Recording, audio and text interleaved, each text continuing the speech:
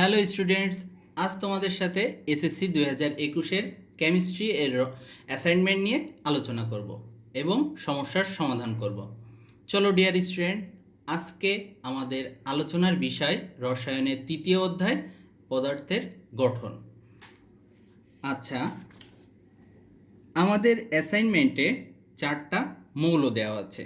এখানে হচ্ছে এই 4টা মৌল: সোডিয়াম, ফসফরাস, পটাশিয়াম, কপার। আর এই 4টা মৌলের বের করতে হবে নিউট্রন সংখ্যা, বোর মডেল অনুসারে পরমাণুর চিত্র গঠন, শক্তি স্তরে ইলেকট্রন বিন্যাস, উপশক্তি স্তরে ইলেকট্রন বিন্যাস। আচ্ছা, এখন দেখো, আমরা একটা ফর্মুলা জানি। আচ্ছা, ফর্মুলার আগে তোমাদের একটা কথা বলি। এখানে এই যে সোডিয়ামের 11 আর উপরে 23, এই 11টা হচ্ছে তোমার পারমাণবিক সংখ্যা, আর উপরে এই 23 এইটা হচ্ছে ভর সংখ্যা সোডিয়ামের। আমরা একটা ফর্মুলা জানি, n = a - z। এখানে a, এই 23টা হচ্ছে a, আর এইটা ভর সংখ্যা, এই পারমাণবিক সংখ্যা এইটা হচ্ছে z। আমরা নিউট্রন সংখ্যা পাবো যদি ভর সংখ্যা থেকে পারমাণবিক সংখ্যাটা মাইনাস করি, তাহলে আমরা একবারে পেয়ে যাব নিউট্রন সংখ্যা। তাহলে দেখো, আমরা একটু এই 4টা মৌলের নিউট্রন সংখ্যা বের করে ফেলি। প্রথমে আছে আমাদের সোডিয়ামের তোমার ভর সংখ্যা 23 দেওয়া আছে, তাহলে নিউট্রন সংখ্যা হবে 23 - 11, তাহলে কত হচ্ছে 12। আচ্ছা, এবার আমাদের দেওয়া আছে পটাশিয়াম, এই ফসফরাসের দেওয়া আছে পারমাণবিক সংখ্যা 15 আর ভর সংখ্যা 31। তাহলে আমরা এই ফসফরাসের জন্য বের করতে পারি 31 - 15। এখানে কত আসতেছে আমাদের নিউট্রন সংখ্যা 16। আচ্ছা, তারপরে এইটা হচ্ছে ক নাম্বার দিয়ে লিখলাম, এইটা খ। এরপরে আছে দেখো পটাশিয়াম, গ দিয়ে লিখলাম। 40 হচ্ছে এর ভর সংখ্যা, আর 19 হচ্ছে এর পারমাণবিক সংখ্যা। তাহলে আমি n = লিখতে পারি 40 - 19 এখান থেকে আমি পাচ্ছি 21। আচ্ছা, এবার ঘয়ে যদি বলি, আমার কপারের জন্য এখানে রয়েছে 29 63। তাহলে এখানে আমরা নিউট্রন সংখ্যা বের করতে পারবো 63 ভর সংখ্যা থেকে আমি যদি 29 মাইনাস করি তাহলে পাবো। এখন দেখো তো, এটা মাইনাস করে কত আসে? 4, আর এখানে হচ্ছে 34। ওয়েট, আচ্ছা 34, হ্যাঁ ঠিক আছে। তাহলে আমাদের যে এই ক নাম্বারে ছিল, মানে ফার্স্ট কোশ্চেন যেটা বের করার কথা ছিল নিউট্রন সংখ্যা, সেটা আমি এই 4টা মৌলের নিউট্রন সংখ্যা বের করে ফেললাম। এখন আসি, আমরা বোর মডেল অনুসারে পরমাণুর চিত্র গঠন করব। এখন এই যে প্রশ্নটাও এখানে রাখলাম, আমি আর একটা শিট নিচ্ছি, এই শিটে এর পরেরগুলো করছি। আচ্ছা দেখো, বোর পরমাণু মডেল অনুসারে আমরা একটা জিনিস জানি, যে একটা শক্তি স্তরে তোমার ইলেকট্রন সংখ্যা হচ্ছে বের করতে হয় 2n²। এইটা হচ্ছে আমাদের ফর্মুলা 2n²। এখানে n হচ্ছে শক্তি স্তর। তাহলে আমরা কিন্তু একটা জিনিস বের করতে পারি, প্রথম শক্তি স্তরে কয়টা ইলেকট্রন থাকতে পারবে প্রথম শক্তি স্তরে। তাহলে আমরা যদি লিখি 2 × 1² তার মানে 2 × 1 মানে হচ্ছে 2। তাহলে প্রথম শক্তি স্তরে আমার সর্বোচ্চ ইলেকট্রন থাকতে পারবে 2টা। ক্লিয়ার? আচ্ছা, এবার দেখো দ্বিতীয় শক্তি স্তরে কয়টা ইলেকট্রন থাকতে পারবে। দ্বিতীয় শক্তি স্তরে যদি আমি লিখি 2 × 2² মানে 4 × 2, 8টা ইলেকট্রন থাকতে পারবে। তৃতীয় শক্তি স্তরে যদি আমি লিখি 2 ইন্টু এন এর ভ্যালু 3, 3 এর স্কোয়ার, তাহলে 2 ইন্টু 9 মানে হচ্ছে 18। তাহলে আমরা দেখলাম প্রথম শক্তি স্তরে 2টা ইলেকট্রন থাকতে পারবে, দ্বিতীয় শক্তি স্তরে 8টা ইলেকট্রন থাকতে পারবে, তৃতীয় শক্তি স্তরে 18টি ইলেকট্রন থাকতে পারবে। এইভাবে যদি আমি আরও বের করতে চাই 2 ইন্টু 4 এর স্কোয়ার, তার মানে 2 ইন্টু 4 এর স্কোয়ার 2 ইন্টু 16, মানে আমি লিখতে পারি 32 ইলেকট্রন থাকতে পারবে। ক্লিয়ার? তাহলে এইগুলো হচ্ছে আমার একটা একটা শক্তি স্তরের ইলেকট্রন সংখ্যা। প্রথম শক্তি স্তরে 2টা, দ্বিতীয় শক্তি স্তরে 8টা, তারপর 18 এবং 32। এখন দেখো সোডিয়ামের ইলেকট্রন সংখ্যা মানে পারমাণবিক সংখ্যা এখানে দেওয়া আছে 11। তার মানে দেখো আমি যদি এই 11 ভাগ করি তাহলে লিখতে পারি 2, 8 অন। এখন কিভাবে এটা পেলাম?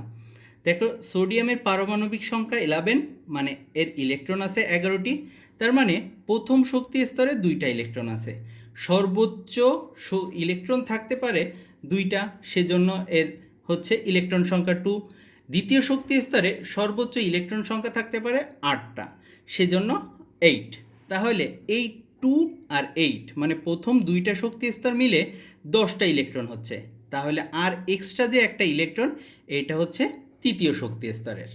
আচ্ছা, তাহলে আমি যদি এই সোডিয়ামটাকে একটু ড্রয়িং করার চেষ্টা করি, তাহলে দেখো এই যে এই সোডিয়ামের প্রথম সেল মানে শক্তি স্তর। প্রথম সেলে এই যে 2টা ইলেকট্রন, এর পরবর্তী সেলে আছে আমার 8টা ইলেকট্রন। ইলেকট্রনগুলো সব পেয়ারে পেয়ারে অবস্থান করে, একটা পেয়ার, 2টা পেয়ার, 3টা, 4টা, এই 8টা হয়ে গেল। তাহলে প্রথম 2 শক্তি স্তরে আমার 10টা ইলেকট্রন হলো, আর এর পরের শক্তি স্তরে আরেকটা ইলেকট্রন, এই যে এটা যে কোনো জায়গায় দিলে হচ্ছে। তাহলে আমার সোডিয়াম হয়ে গেল। এরপরে আছে আমার ফসফরাসে আমার ইলেকট্রন সংখ্যা হচ্ছে 15টা। তা আমি লিখতে পারি এটা হচ্ছে সোডিয়ামের জন্য হলো। এবার ফসফরাসের হচ্ছে তোমার 15টা ইলেকট্রন। আমি লিখলাম এখানে হচ্ছে প্রথম শক্তি স্তরে 2টা, তারপরের শক্তি স্তরে 8টা। এরপরে হচ্ছে আমি লিখছি দেখো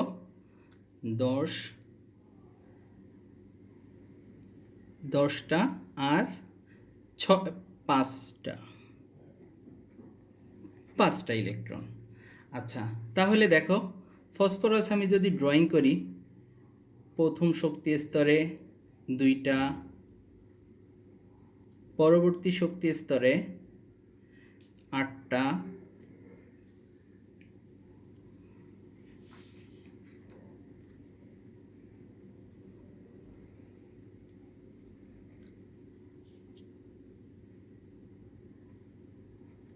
তার পরের শক্তি স্তরে যে তোমার ইলেকট্রন একটু ডিফারেন্ট হবে। এইটা ডিফারেন্ট হওয়ার কারণ আছে, এই যে আমার একটা একটা শক্তি স্তর, এই শক্তি স্তরের আবার উপশক্তি স্তর আছে। এই উপশক্তি স্তরে আবার এস, পি, ডি, এফ এইভাবে ভাগ করা যায়।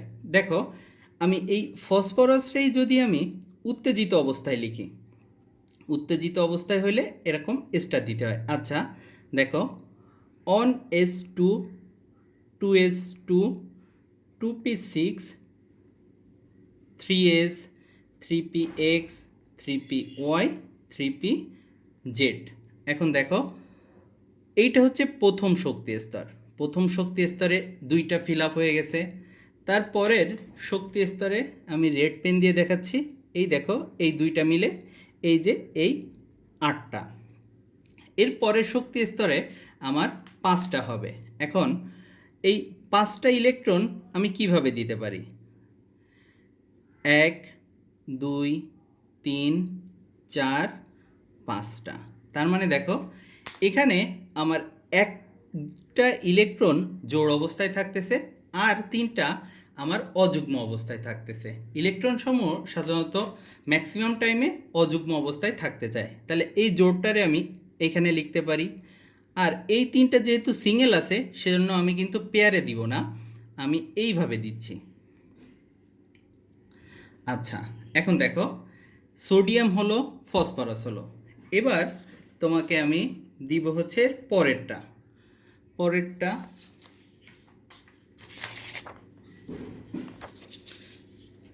পটাশিয়াম। পটাশিয়াম 19, পটাশিয়াম রয়েছে আমার 19। এখন দেখো, এখন ইলেকট্রন বিন্যাস আমি আগে লিখি।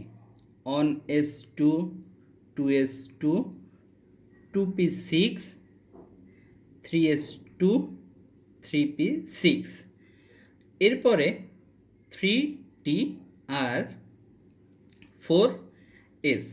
এখন দেখো, আমি যদি এইভাবে লিখি তাহলে তো আমার ইলেকট্রন আসার কথা 3dতে, কিন্তু এখানে ইলেকট্রন 3dতে আসবে না, ইলেকট্রন যাবে আমার 4sে।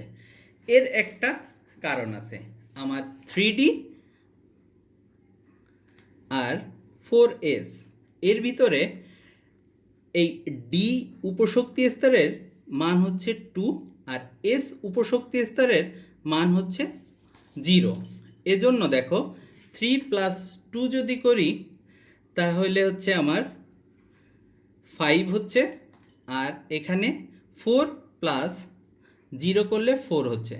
তাহলে আমার শক্তি স্তর হচ্ছে এই যে 4। এই 4 হচ্ছে কম শক্তি সম্পন্ন, সেজন্য আমার ইলেকট্রন আগে 4sে যাবে। আচ্ছা, তাহলে এই কনসেপ্টটা একটু ক্লিয়ার হইল।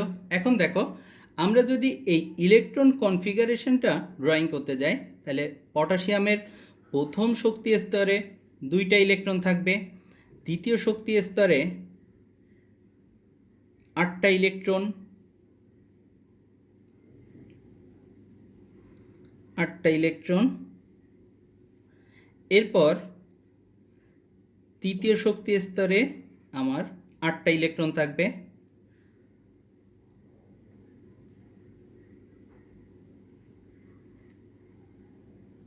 এরপরে যে ডি এর জন্য যেহেতু আমার কম শক্তি 4s, সেজন্য আমার আগে চতুর্থ শক্তি স্তরে, এর তৃতীয় শক্তি স্তরে কিন্তু আমি আর লিখতে পারবো না। এখন দেখো, এটাও হলো পটাশিয়াম। এরপরে আছে কপার। কপার 29।